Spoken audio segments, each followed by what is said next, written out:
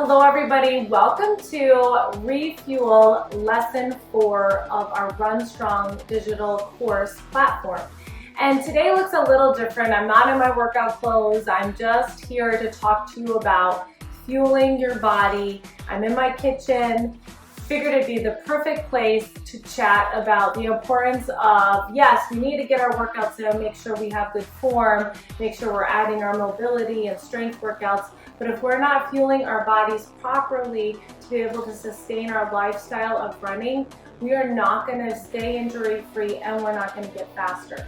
So in our lesson today, we're going to talk about macronutrients, the 3 of them, and how they're needed to help our bodies grow in our endurance as endurance athletes, but also sustain us to be able to go the distance with this running journey that you are on or want to be on. Because a lot of you are maybe new to this and don't really understand the running plans or running.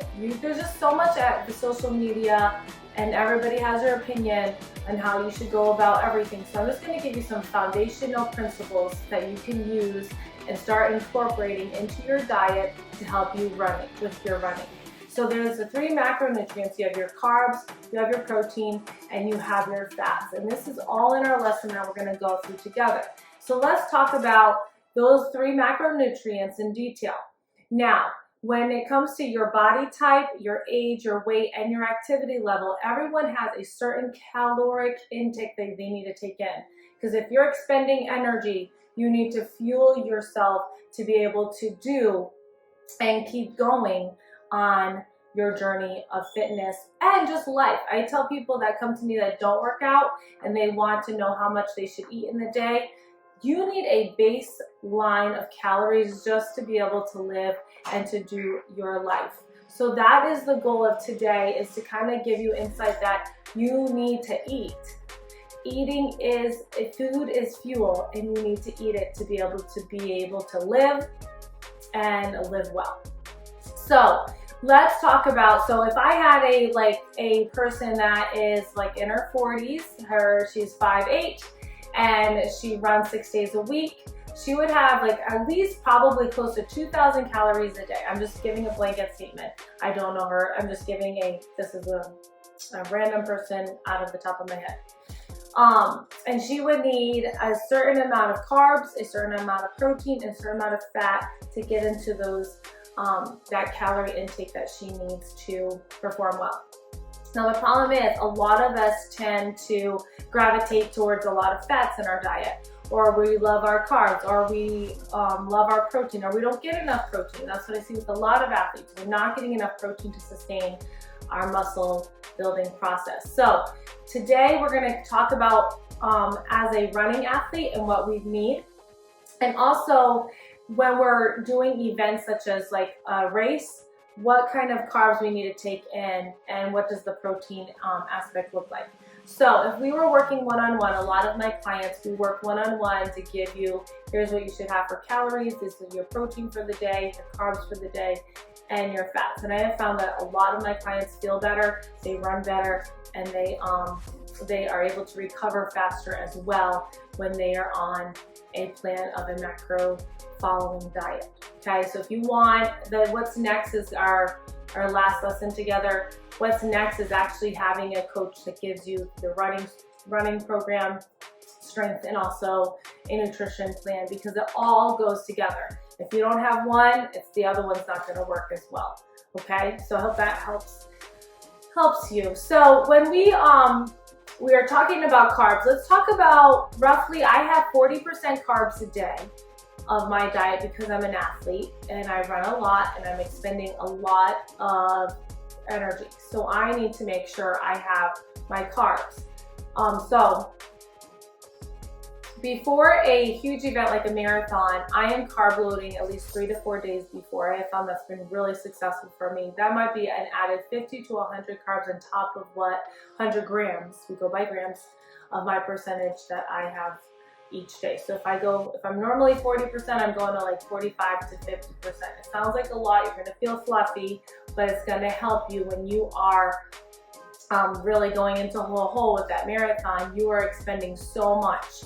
You're running 26.2 miles. You have to feed your body to be able to, and it has to start not 24 hours before, it has to start 36 to even more, like 3 days before. Let's talk about, so that's like 3 to 4 days, you're carb loading 50 to 100 grams more. Pre-race meal is 2 to 4 hours before.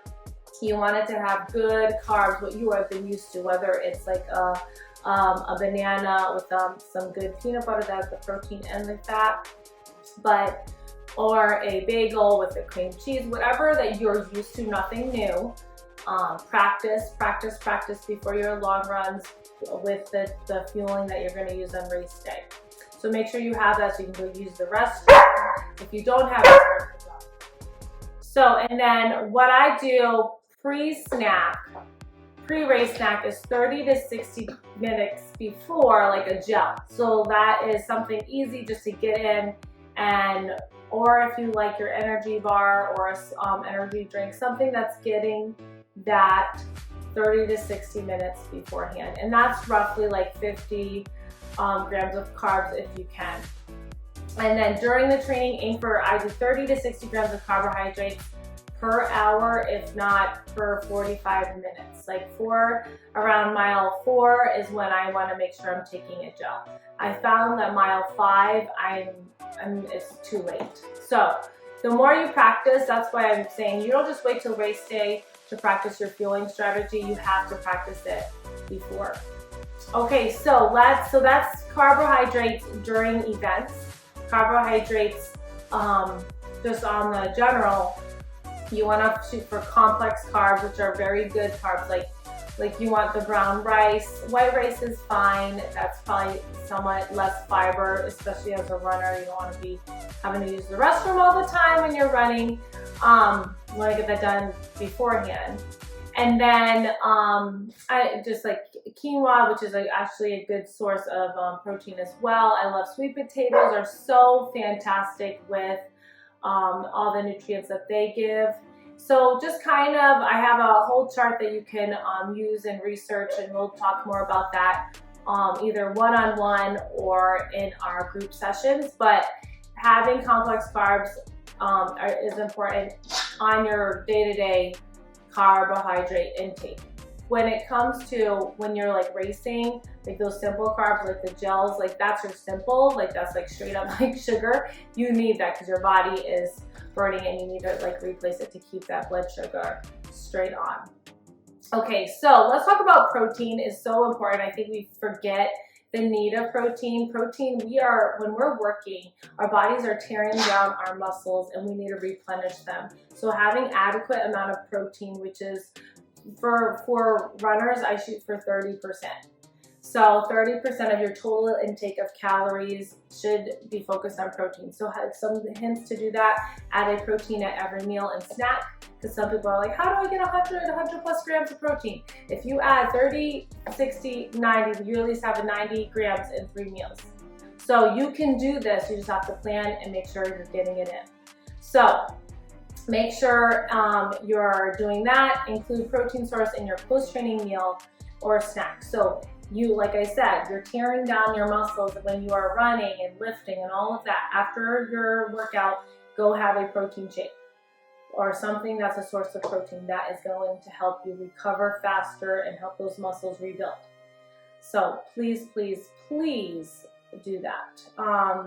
That would be like lean meats, poultry, fish, dairy, eggs, legumes, or plant-based protein options, or whey protein, whatever you are able to stomach really well, okay? Fats are just as crucial, important for our brain health, all of the things. Like fats are not a bad thing. So you include them in your diet overall, and I shoot for same thing, like 30%. So 40, 30, 30, and then we tweak those numbers as we go, based on how you feel, how your performance is. Sometimes if you're not performing well, that might be a sign of lack of nutrition and lack of adequate calories and macronutrients in your diet. So before events, try to limit your fat intake. You don't want to have stomach issues. So don't go super crazy with, oh, I'm going to have a high fat meal like lasagna or something. You don't want to have that in your diet when you are right before a race. You want to be kind of bland, light, avocado, that kind of thing, nothing crazy. Hydration is just as important. Just have that water with you all the time. You want 100 ounces a day. People think I'm nuts, but yes, if we can focus on that, that's going to help you. Exact fluid needs actually vary, but general guideline is to aim for 5 to 10 ounces while you're racing every 15 to 20 minutes during exercise. Especially if it's hot, you are expending so much like salt, and so you need to make sure that you are filling your body back up with those fluids that you are eliminating as you're running. Sorry, he is. So, and then electrolytes, yes, you want to find a good electrolyte in your diet to make sure you are replenishing what you are. I like to make sure there's one LMT, I think it's called, that has good salt, magnesium, and potassium. That's really good for runners. So it's very salty tasting. And pause. Stop! You're being naughty. Enough. Enough. Gianna, come get the dog. I'm gonna kill him. Okay, so here's a couple tips that I wrote down in our lesson.